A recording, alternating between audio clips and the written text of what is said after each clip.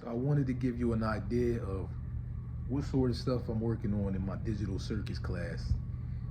Last class, I was building a circuit, something that the professor asked us to do, and I'm working on this here board, and some of the connections are broken, the connections to these switches. So he said it's fine. I can keep working with this board, because this is the board I'm going to be using all semester, like for various projects. And he said you can go ahead and continue to use this board, but you'll have to make a repair. You'll have to solder up these broken connections.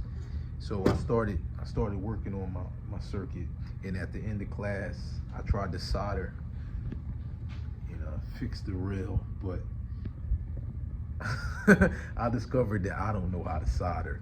I thought it'd be easy, and it probably is easy, but I've had zero training. I thought I could just wing it because I'm good with my hands and I'm good with different tools and blah blah blah. So I'm sure it's not extremely difficult, but I need to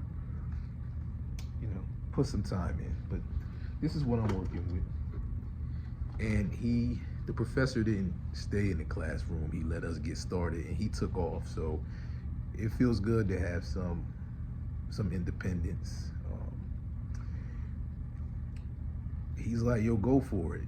And I guess the takeaway is your success is in your hands. If you're gonna really learn this stuff well enough to apply it in life and in some profession, you got to get serious, and you got to put the time in to really learn and master what you're doing.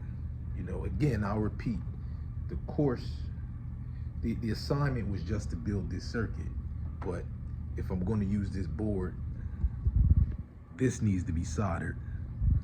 And he didn't sit around holding my hand talking about this is how you solder. He said, yo, it needs to be soldered. If you're gonna do it. If not, switch boards. And that's what it is. I like it. Here's some of the other tools. We use these in my EE Principles class last semester. So it's cool. I like it so far. Engineering technology / engineering. So right now I'm just waiting for the class to start. In addition to building circuits, we've been studying Boolean algebra, logic gates, truth tables, and everything that comes with that. So yeah. So since I have a few minutes before class starts, I'm going to give soldering another go. Last week, of the 3 connections I attempted, two of them held up, but one broke off. What's up?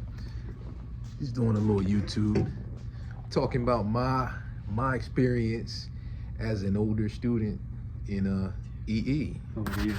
I'm 42. I'll be 40 in a couple months. Maybe 40. Well, a couple weeks. So I was talking about how you got to take initiative. This needed to be soldered, and the professor, he didn't try to teach me how to solder. It's like, bro, just You don't know how? I don't know. I guess he soon, or he figured he's gonna show me.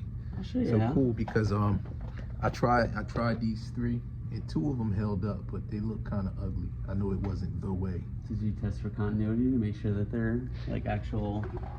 I don't even know what that is. You guys show me.